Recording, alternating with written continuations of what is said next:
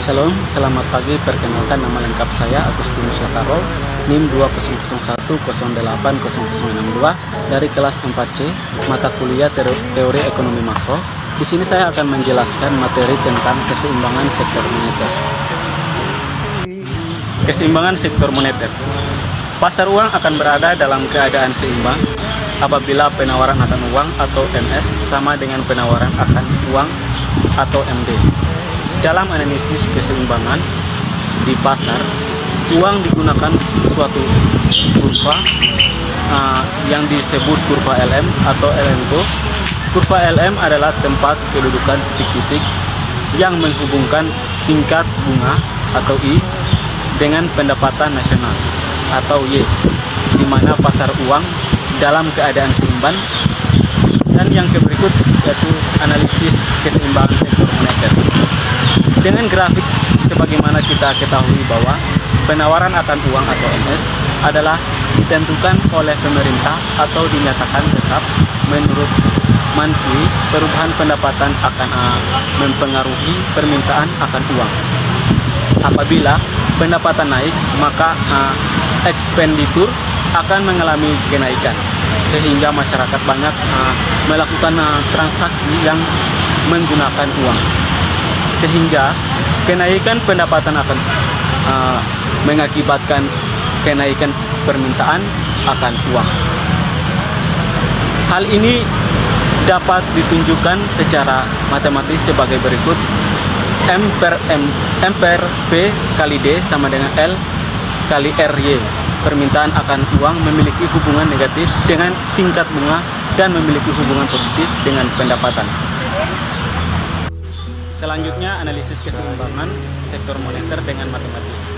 Menurut Mantui, kurva LM dapat digambarkan dalam matematisnya sebagai berikut. LM M per P sama dengan L kali RY. Model tersebut menunjukkan kebijakan fiskal G dan T kebijakan moneter M dan harga sebagai eksogenus, sehingga hal tersebut menunjukkan kurva IS hanya menunjukkan kombinasi antara R dan Y. Hal ini sesuai dengan persamaan pada pasar barang, dan kurva LM hanya menunjukkan kombinasi antara R dan Y yang sesuai dengan persamaan pada pasar uang. Hubungan antara kurva IS dan kurva LM yang menunjukkan secara simultan keseimbangan pada pasar barang dan pasar uang untuk memberikan nilai pada pengeluaran pemerintah, pajak penawaran uang, dan tingkat harga. Contoh menganalisis keseimbangan sektor moneter untuk menerangkan hubungan antara permintaan uang untuk transaksi dan permintaan uang untuk berjaga-jaga.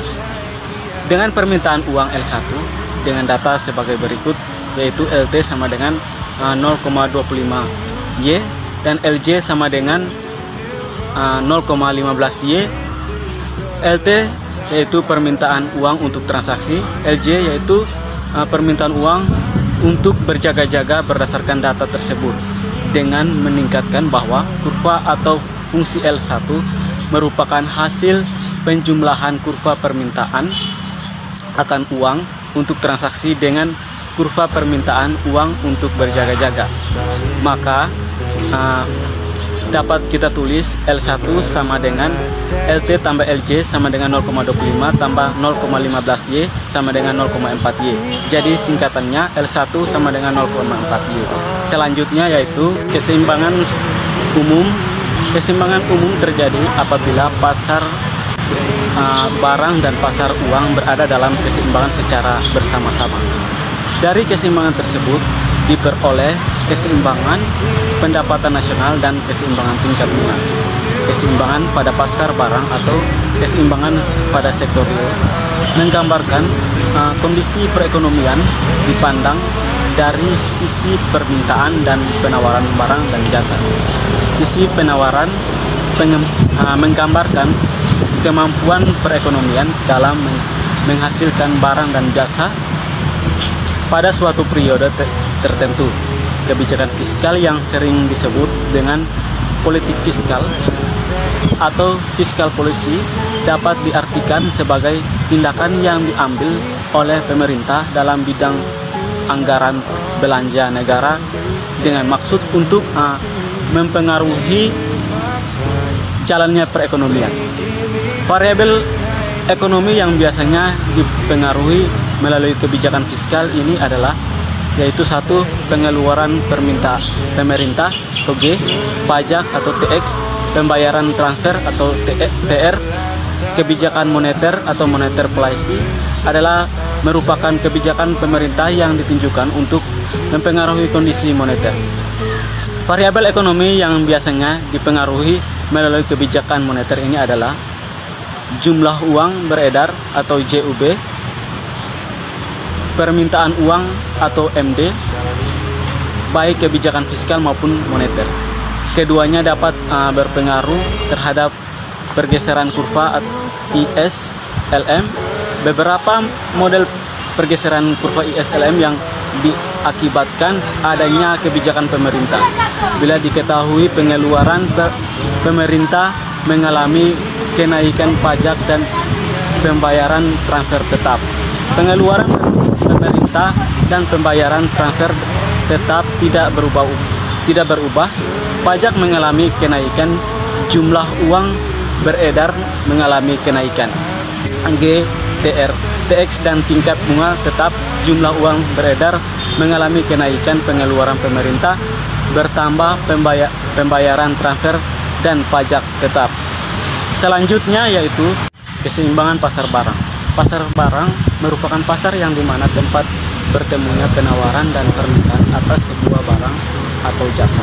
Biasanya pasar barang ini disebut atau lebih dikenal dengan istilah sektor real. Kurva IS merupakan sebuah kurva yang dapat menghubungkan antara suku bunga atau I atau R dengan pendapatan nasional atau Y yang menunjukkan titik tingkat keseimbangan pada pasar barang yang akan selalu berpatokan kepada pendapatan nasional. Pendekatan pengeluaran atau hanya saja yang membedakannya pada investasi seperti yang kita lihat kurva di samping ini. Kurva keseimbangan menggambarkan tentang kurva permintaan investasi agregatif dengan persamaan fungsi I sama dengan 80 kurang 4R, di mana I menunjukkan nilai investasi per tahun dinyatakan dalam miliar rupiah misalnya, dan R merupakan tingkat bunga dinyatakan dalam presentasi. Dengan menggunakan contoh tersebut, maka pada tingkat bunga setinggi 15%, besarnya investasi dalam perekonomian adalah sejumlah Rp 20 miliar. Apabila tingkat bunga menurun menjadi 10%, maka besarnya investasi meningkat menjadi Rp 40 miliar. Pada sistem ekonomi Islam, bunga tidak diperlakukan sehingga keseimbangan di pasar barang pada ekonomi Islam ini sangat berbeda dengan keseimbangan pasar barang pada sistem ekonomi konvensional. Hal ini karena sistem bunga dihapuskan dan diganti dengan tingkat keuntungan yang diharapkan atau expected rate of profit. Investasi perusahaan dalam fungsi permintaan investasi I sama dengan 80 kurang 4R. Ekonomi Islam tergantung dari tingkat expected rate of profit atau keuntungan yang diharapkan dan biaya atas aset yang kurang produktif atau dianggurkan. Makin tinggi keuntungan yang diharapkan dan makin besar biaya aset yang kurang produktif, maka semakin besar investasi yang dilaksanakan dan sebaliknya. Dalam perekonomian Islam atau non-bunga, permintaan dan penawaran modal dipengaruhi secara positif oleh tingkat expected rate of profit. Naiknya tingkat expected rate of profit disebabkan misalnya karena penurunan pajak akan mendorong perusahaan memperbesar pembelian barang-barang modal. Perusahaan akan mencari modal untuk membiayai investasinya. Demikian penjelasan dari saya. Sekian dan terima kasih.